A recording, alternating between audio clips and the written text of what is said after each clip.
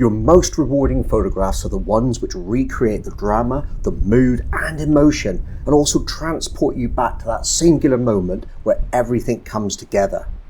Exposure blending revolutionizes how you can do that.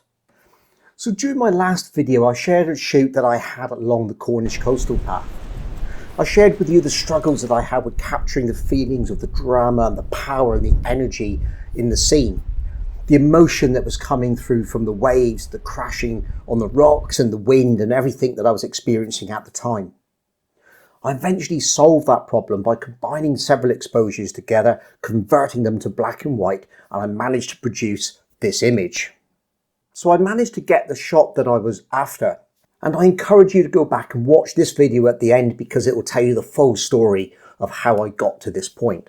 Now, it may seem a little unusual to show you the finished photograph right at the beginning of the video, but there is a reason for that. In the last video, if you watched it, you'll know that I promised to show you exactly how I created this finished image. So if you stick around, I'm going to give you what I think is one of the biggest and coolest tricks that I've discovered in years, and it's going to transform some of my photography. So leaving my second location, I have to admit I was a little bit despondent. I just wasn't getting what I needed. I felt like the shoot was coming in to be a complete waste of my time that day.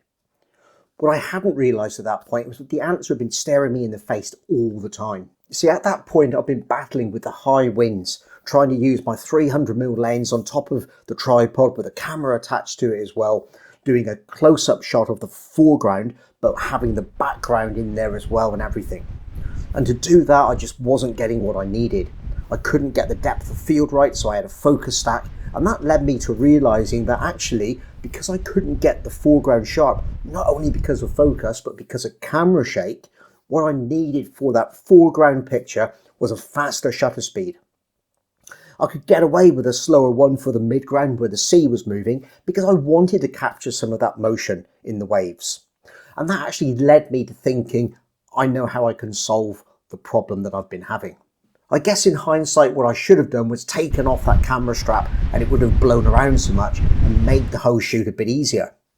But strangely enough, if I hadn't moved to using those faster shutter speeds and slower shutter speeds in the same picture, I may not have ever got to take this image. So how did I do it? Well, what I wanted to achieve was all about the power and the drama in the image.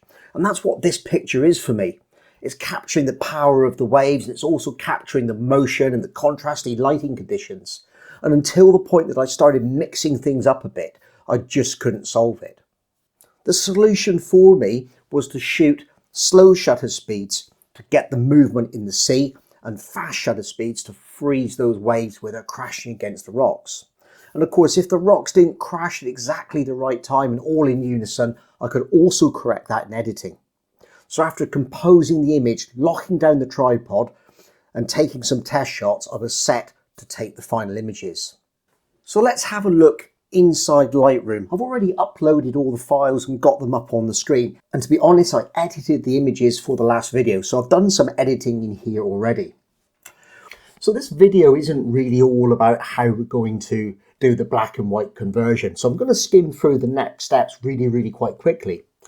Because what I want to get into is how I blend these exposures together. And that's because blending the exposures is where all the magic sort of happens with this photograph. Anyway, I'm inside of Lightroom and I've already just pre-selected the images that we're going to use to create this composition. So let's just first of all have a look at the image in the develop module. Now this is the first image that I was looking at. It's taken about 105mm. ISO 100 f11 at 1/60th of a second. So we've captured the drama of the waves hitting the rocks, but I know from being at that scene there were other waves hitting it. There were ones hitting the background and the sea was moving as well. So there's a lot more that we can actually do with this. So the first thing that I did when I opened up this image was convert it into black and white.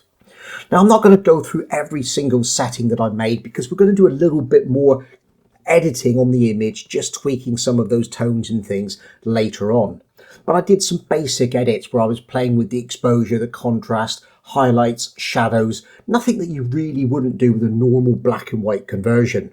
Also a bit of tweaking with the color balance, with the tonal range balance, with the orange and the yellows, and taking the darkness down on those greens, aquas and blues to try and bring out some of that texture in the sea. So that's all that we did. One of the big tips that I want to give you though is when you're editing a number of images together, you really want those edits to be all the same. So I'm going to show you how I do that, because I've only applied the edits to one image. But what I'm going to do now is I'm going to spread them across all of those photographs, the same settings. And we can do that simply with a cut and paste. So let's go back into the library module. So back in the library module, we know that this image has got the settings on it that we want. So if we right click on the center of the image, it brings up this drop down menu. We simply come down to develop settings and we go into copy settings, and it will bring up another dialog panel. We can go into check all and we go into copy. What we've done now is we've actually saved the settings for that image on the clipboard. Very easy now. We just go into the ones that we want to copy it across, and we can do that on the Mac by holding down the command button and then clicking on the other images that we actually want to copy those settings across to. We right click on one of those images, we go down to develop settings, and then we can go down to where it says paste settings. Now I'm not going to do it because I've already worked on this series of images, but that will now move those settings across all of them. Now it is really important the way in which you transfer these across, because we want to open them up as layers. We don't want separate files. And the way that we open them up as layers inside of Photoshop is like this. Once again, to select more than one image, hold the command button down if you're using a Mac, and then select the images that you want to open. Now to open these up in Photoshop as layers is really, really, really easy. All we have to do is go into Photo, and then we go Edit in Adobe Photoshop 2024. But if we keep going down, we can go down right to the bottom where it says Open as Layers. So I've got all the images now loaded into Photoshop. They're all loaded in as separate layers, and if we look on the right hand side of the screen, we can see the 4 layers that we're going to be working with. You can put them in any order that you want, but I've kind of decided to work with the blurred one on top. It's important to know which way you're going to work them through, because that will determine what you actually do with your layer masks in a minute. The easiest way to think about layer masks is that if you put one layer on top of another one, then you can use the tools, brushes, or whatever it is, or blending modes to blend these layers together.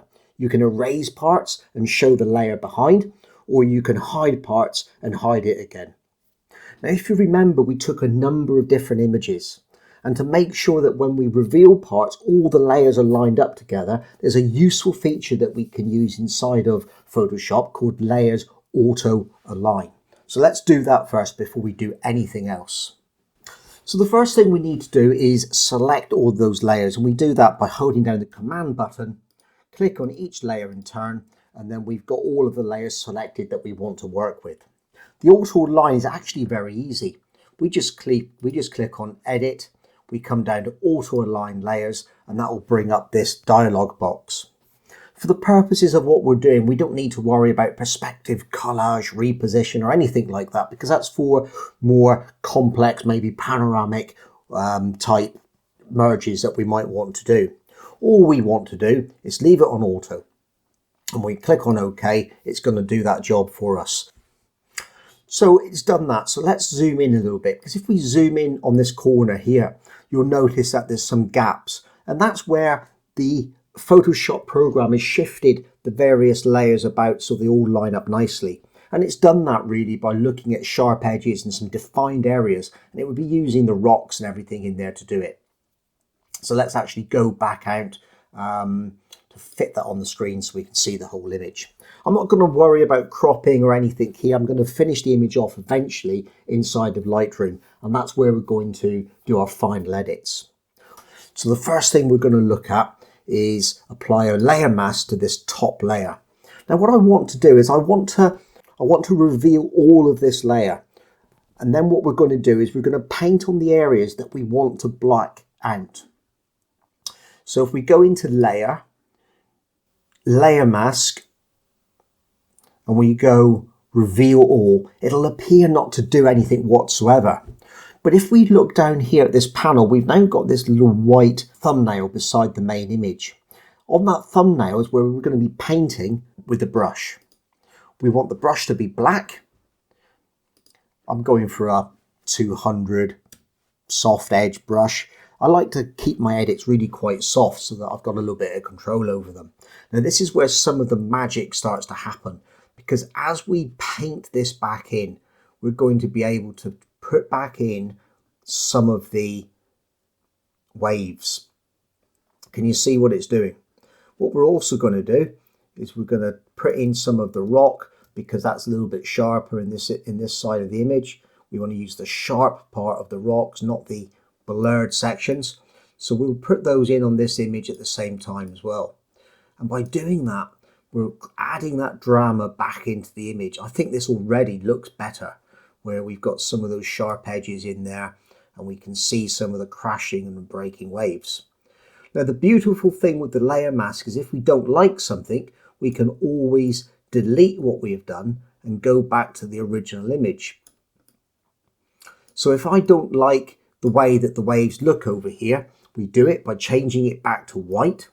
And then this acts now as a rubber look. It puts back the original. We don't want to do that though. We want that drama and that action in there. Now I know that when I was taking these photographs, at some points the waves were really hitting the rock on this side, just underneath the brush there at the moment, and it was bursting through. And I want to start bringing some of that back into the image as well. And also I think there was some movement in the sea here, and I can probably bring that in. So we need to apply another layer mask. Now this is where it gets a little bit difficult, because if I just apply another layer mask, I have to then try and paint over the top of this one and the one underneath, and it gets all a bit complicated. But what we can do is we can group two layers together. So let's group together the top layer and the one below that we've just brought forward. So if we, let me do that for you again. If we just select Command, both those layers, right click, and then go on to new group from layers. There it is. Doesn't matter what we call it. We're just going to call it top group, as long as it means something to you when you're editing. And then we've got those layers all together. You might see by now where I'm going with this, because the next bit is to put a mask on the top group so that we can blend through the detail from the image underneath. So all we've got to do is repeat the process for adding the layer mask again. So if we go up to layer, go down to layer mask, reveal all, and then we've got another layer on top of another layer mask on top of the group. Once again, small white thumbnail down there. Exactly the same process before. We're going to make sure we've got the black selected. We're going to use the brush, whatever brush size we really feel like using for ourselves. And we're going to start painting in some more detail. Now I know that there is a fantastic crash of a wave over here, so I'm going to paint that wave back in. I want all that drama up through this area here and just up into the top of the frame, taking in the edge of that rock. I know it sort of like took that out as well, just over this area and anything else we might have. So there we are.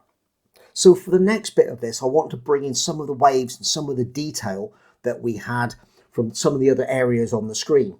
I think down here in this area, we actually had some more detailed and some more breaking waves down there. You can kind of see it in this soft blurred image. So let's bring some of that action and some of that drama back in. So we're going to create another group. We're going to group the top group with this image that we've just edited, and we'll create another mask on top of that. So you're probably getting a bit bored by now, and I want to get you to the end of this as quickly as possible. So we've kind of finished with the layer part inside of Photoshop, but that's not the end of the edit by any means, because it's still a little untidy. We've got some cropping to do, and we've also want to bring out some more action and some more drama and tidy up a few of these things. So let's get this image back into Lightroom where we can actually work on it. So if you've come this far with the video, well done, and thank you very much for sticking with me. We are nearly there. So I've opened up Lightroom again. I've got the image inside there just about ready to go.